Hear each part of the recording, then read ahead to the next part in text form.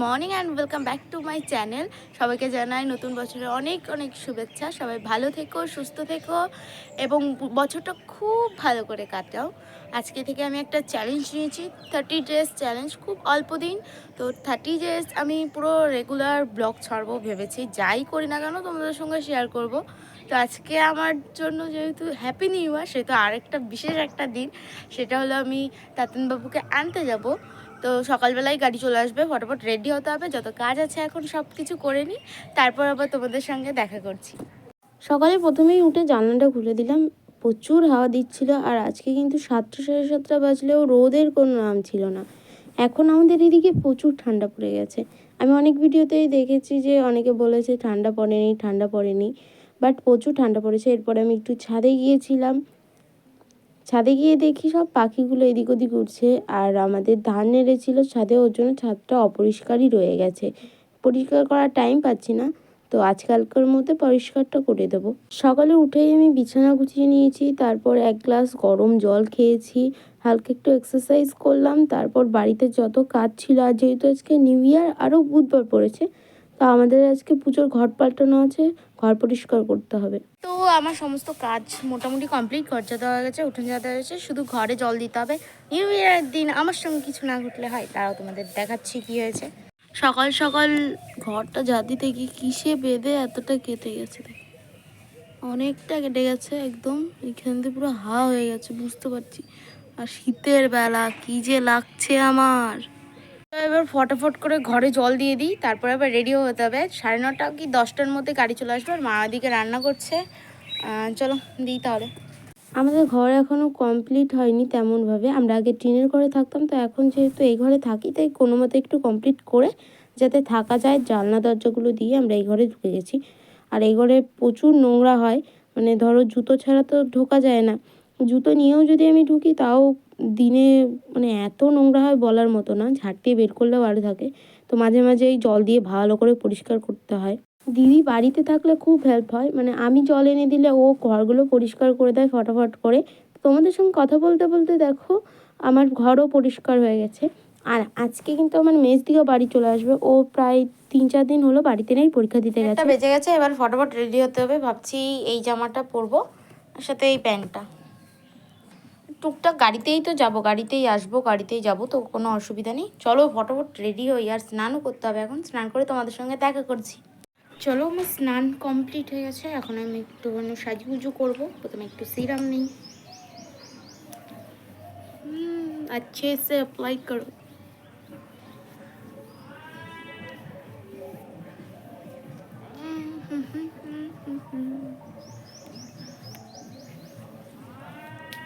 সব জায়গায় শুধু মাইকের আওয়াজ। কালকে রাত 12টার সময় এমন আওয়াজ দিয়েছে, আমি তো পুরো ভয় পেয়ে গেছি। মানে ফোনই দেখছিলাম, বাট খেয়াল ছিল না যে 12টা বেজে গেছে। তারপরে ওদের আওয়াজ শুনে মনে হলো, ও মাই গুডনেস, 12টা বেজে গেছে। সবাইকে নিউ ইয়ার উইশ করেছি, তারপরে ওই একটা নাতে ঘুমিয়ে পড়েছি। একটুখানি ময়শ্চারাইজার দিলাম, শীতকাল বলে কথা।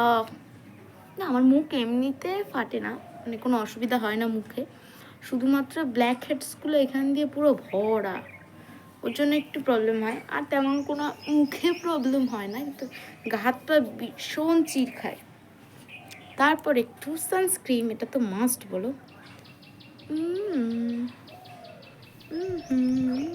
कैसे लग रही हूँ मैं?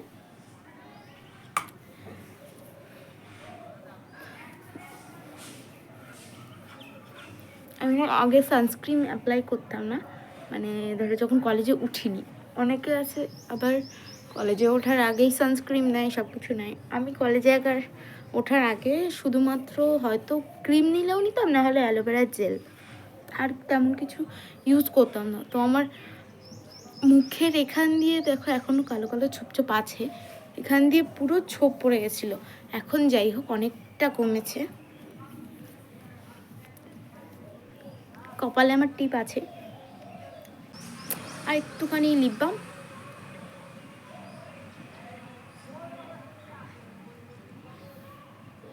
এটা কিন্তু পিঙ্ক হবে না, মানে এটাই ব্লু হ্যাভেনের, বেশ ভালো। চলো এবার ফটাফট চুলটা বাঁধি, আর 5-10 মিনিটের মধ্যে গাড়ি চলে আসবে।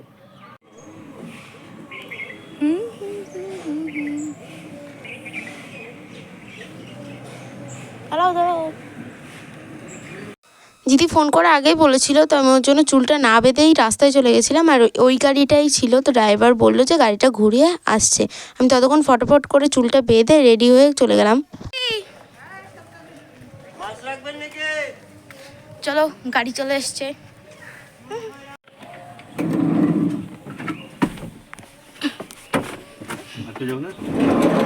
না, ওইখান থেকে আসবে এবার। চলো তাহলে গাড়িতে উঠেও পড়েছি, আর এখন বেরোনো যাক। যেতে বেশিক্ষণ টাইম লাগবে না, ওই 45 থেকে 50 মিনিট লাগবে। যেতে যেতে দেখি এখানে একটা কীর্তন বাড়িতে কীর্তন চলছে, আর আমাদের এখান থেকে ধরো রেলগেট পার করতে হয়, তো দুইভাবেই যাওয়া যায়। আমরা এই ডান সাইড দিয়ে যাচ্ছি, এখান থেকে গেলে সুবিধা অসুবিধা দুটোই আছে, মানে এই রাস্তাটা খুব বাজে। তো যেতে যেতেই দেখো রেল লাইনের পাশে থেকে এখানে পিকনিক হচ্ছে। আজকে যেহেতু 1 জানুয়ারি, তো এখানে তেমনভাবে সব জায়গায় পিকনিক হয়। আর এখানে দেখো প্যান্ডেলও শুরু হয়ে গেছে। আমাদের এখানে বড় করে হনুমানের পুজো হয়। হনুমান পুজোটা বেশ বড় করে হয়, মানে অনুষ্ঠান হয়, 7 দিন ধরে পুজো হয়। তো দেখতে দেখতে দেখো আমরা বেথুয়া ক্রসও করে গেছি। এই জায়গাটা আমি আগে একবার এসেছিলাম, তেমনভাবে চিনি না।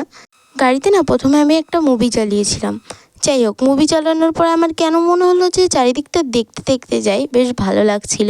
আর দেখতে দেখতে আমাদের বেথুয়া টোল ট্যাক্সও পৌঁছে গেছে। এখানে অনেক রজনী ফুলের মালা বিক্রি হচ্ছিল। এখানে টোল ট্যাক্সে না আমি আগে কখনো আসিনি, মানে এইভাবে আসিনি। একবার ওই যে বললাম যে ক্রস করেছিলাম। আর আমি বাই রোডে খুব কম গেছি, আমি ট্রেনে করেই দিদি বাড়ি বেশি যাই। ট্রেনে আমাদের সুবিধাও হয়, ট্রেনে একদম মানে স্টেশনের পাশে নামিয়ে দেবে, স্টেশন থেকে চলে যাবা।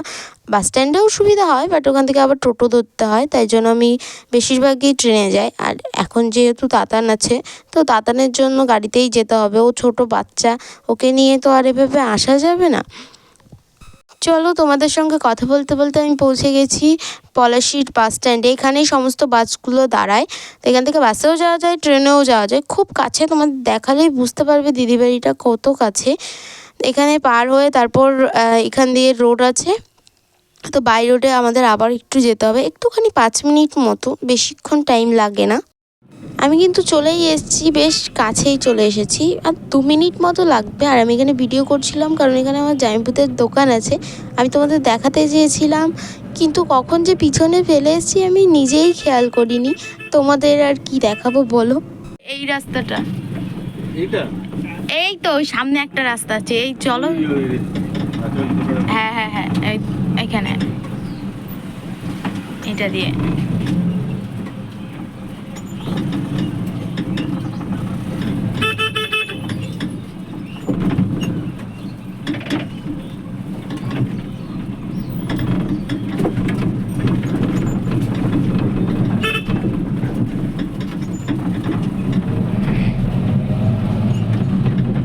I am very excited. আমি প্রায় 15 দিন পরে তাতানকে দেখছি। আর একটা বিশেষ কথা, ওর আজকে কিন্তু 3 মাস পূর্ণ হলো, আজকে 1 জানুয়ারি। রেডি হলি? হ্যাঁ, यस। किधर हो तुम? মাম্মা,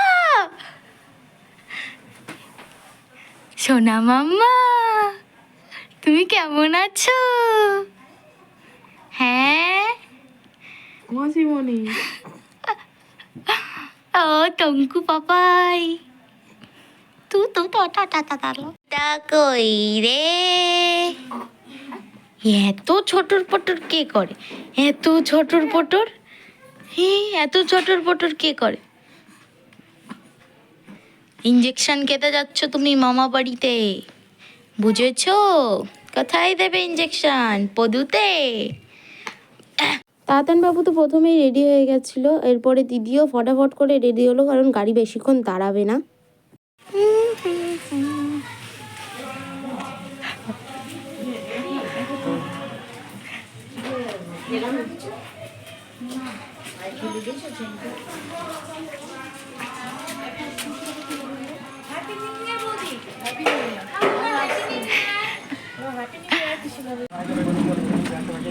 ওট ওট,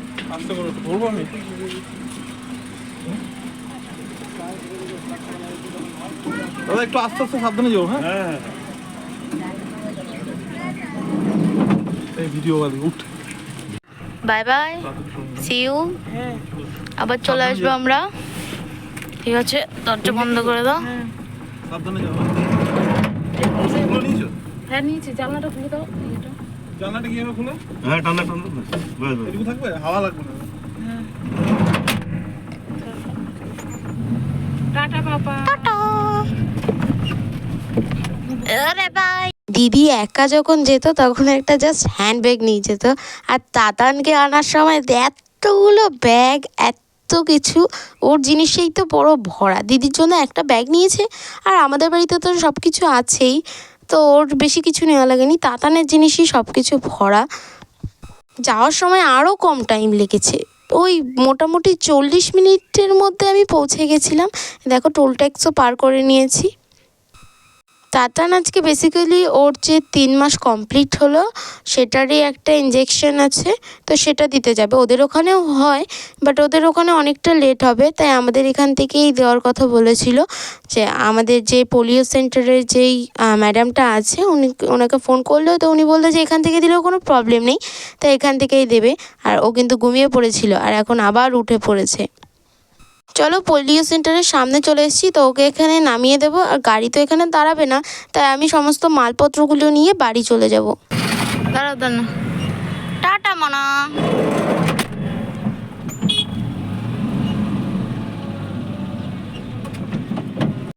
ওখান থেকে ইঞ্জেকশন নেবে, দেন ওখান থেকে টোটো ধরে বাড়ির সামনে একদম চলে আসবে, তো প্রবলেম নেই। আমি এদিকে সব কিছু নিয়ে চলে এসেছি, প্রায় গ্রামের মধ্যেই ঢুকে গেলাম। 2 মিনিট মতো লাগবে। চলো বলতে বলতে দেখো গ্রামে ঢুকেও পড়েছি। এখন ওই মোটামুটি 11টা নাগাদ বাজে, তো বাড়ি চলে এসেছি, বেশিক্ষণ লাগেও নি। দেখো চলো বাড়িতে চলে এসেছি, আর চেঞ্জও করে নিয়েছি।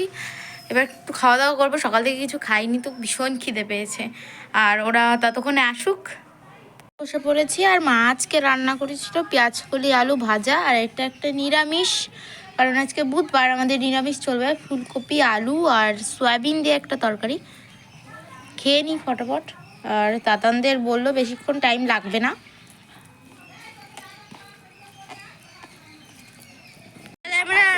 চলো এদিকে, এদিকে সব এদিকে, এখানে এখানে চলো সবাই মিলে বলো happy new year. Happy new year. ঠিক আছে চলো, তারপর দেখো তাতানও চলে এসেছে, আর দেখাচ্ছিলাম তাতানকে কিভাবে ইঞ্জেকশনটা দিয়েছে। পুরো জায়গাটা লাল হয়ে গেছে, আর বেচারার খুব ব্যথা লাগছিল। তারপর মা একটু সোনা দাদু ভাইকে কোলে নিল মায়ের, কিন্তু ও খুব কান্না করছিল। আর দেখো মেজদিও চলে এসছে কিন্তু, আর মেজদি আজকে এনেছিল পানি ফল।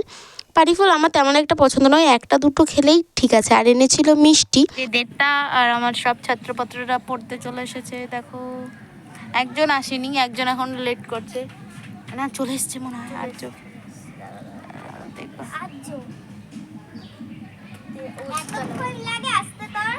চলে এসেছে।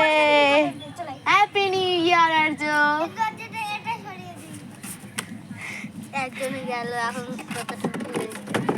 চলে এসেছে। Happy new year.